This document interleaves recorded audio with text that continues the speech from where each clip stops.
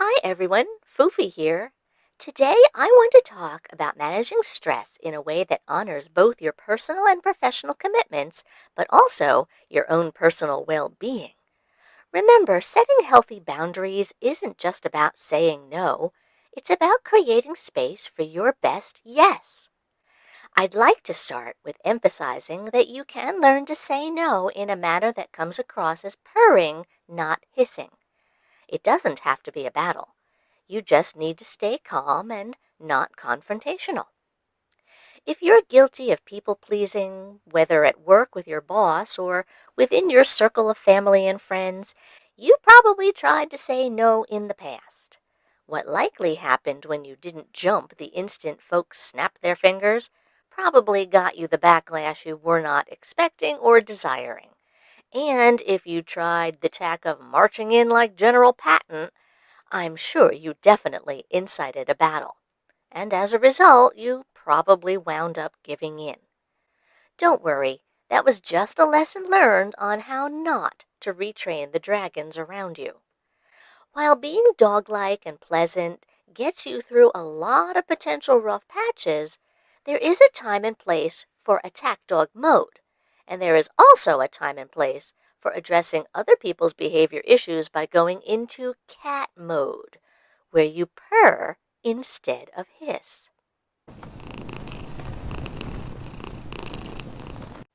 Just like positive reinforcement works best when training your pet, trust me when I say that purrs go a lot farther than hissing when it comes to changing human behavior. Humans who don't protect their time and energy just wind up getting burned out. Plain and simple. It's great for my dog friends to be super agreeable, but people are not dogs.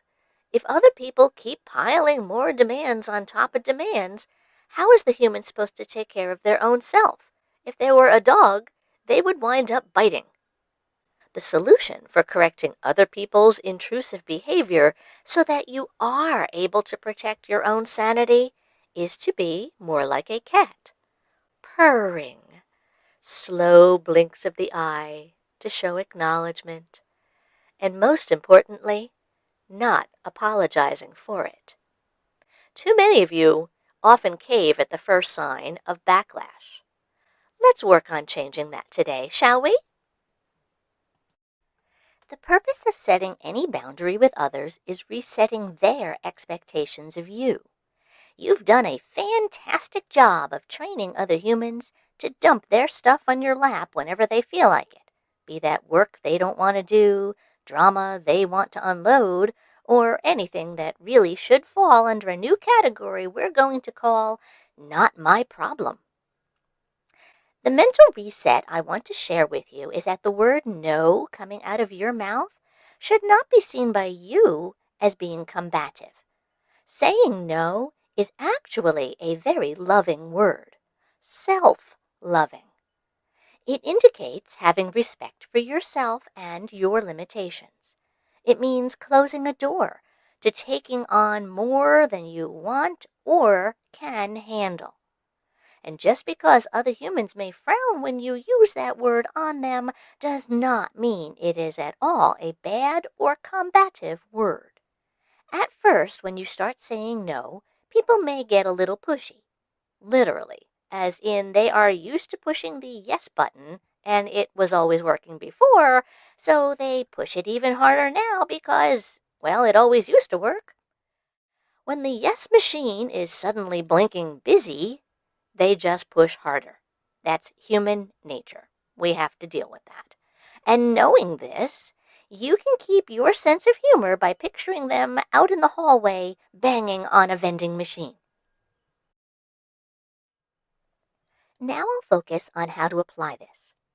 The way you can begin training others to accept your no is by giving them a reason that reflects your acknowledgement of what they have presented to you, but does not result in you taking on the task of handling their issue for them. Mirroring what is presented from a boss or coworker might be telling them, I see that this task is important, and because I want it done well, I can't take it on right now while I'm finishing this other project. This this way, you're making it clear that you are not refusing to help, just that you are valuing quality over their chaos. A boss or coworker who wants you to stop everything to do their bidding just because it's their whim of the moment falls under the category of a behavioral issue that is not your problem to fix. Managing their bad behavior is what you can do, not fix it. Mirroring what is presented in social and family situations might be telling them, I love you and I want to support you, but I'm at my limit today, so I'm going to sit this one out. You aren't abandoning anyone. You are just moving out of the way of the drama so you don't get stepped on. Why? Because it's not your problem to fix. Remember that if you jump every time they whistle, they'll never stop whistling, because that is how you train them. Sliding the brakes into the equation might make them whistle louder at first, but if you stay consistent, showing them that your energy is a limited, precious resource, they will eventually learn to respect your insisting on saying no. They might not like it, but they'll eventually respect it. Eventually. Don't be surprised if they try to accuse you of being difficult, but that tantrum is on them.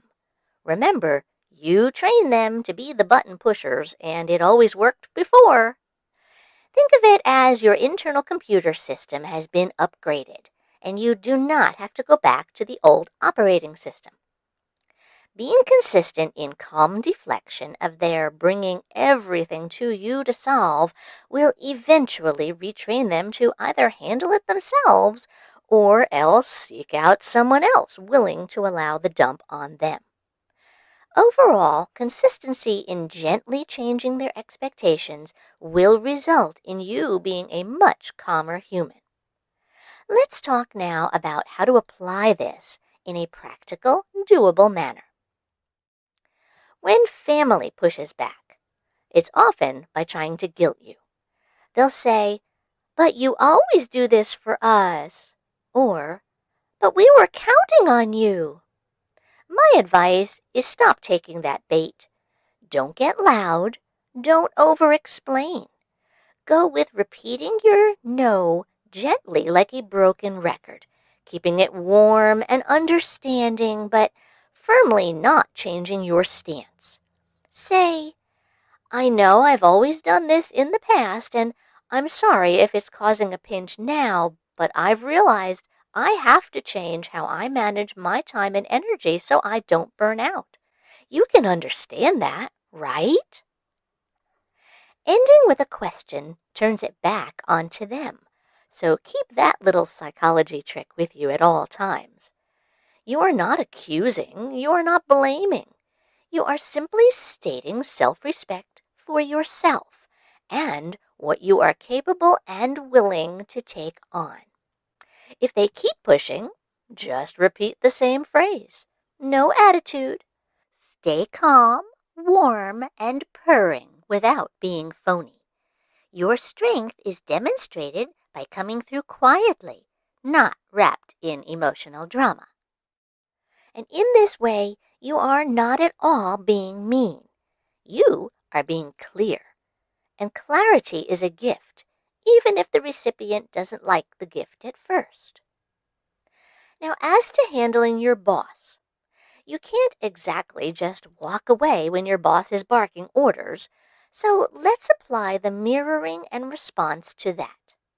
Instead of your refusal to work yet more overtime or pick up the slack from other co-workers, offer a solution-based no. Remember my saying to state your case and end with a question? It comes into play here also. If your boss pushes back on your boundary, turn it into a priority puzzle for them to solve. Instead of saying you won't or can't do something, phrase it in appropriate work-centric gift wrap. Say, I want to make sure the high-priority projects on my desk now get my best energy. If I take this new task on, Which of my current tasks should I move to the back burner to make room? If they are ambivalent, be specific, like, should I set aside the Smith project or the Jones project to do the Gold project first? If they give you an answer, follow up with, okay, thanks, I appreciate that. And you'll speak to them to let them know about the change, correct? In other words, you set it up for them to choose. You are inviting them to see the limits of your time and energy, and they need to be a big boy or girl and make a decision.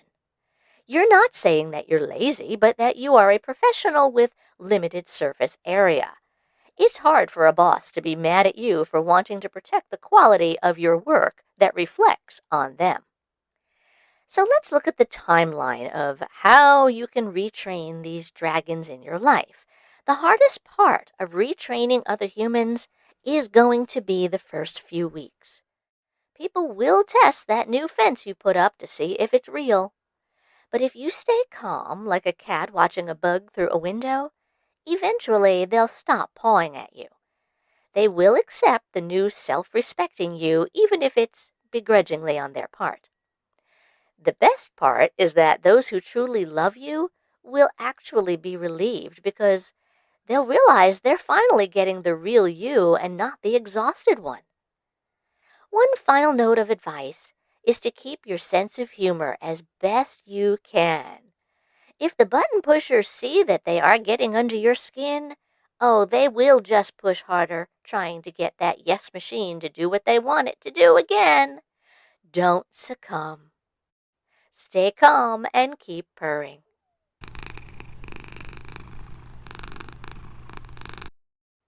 Thanks for watching.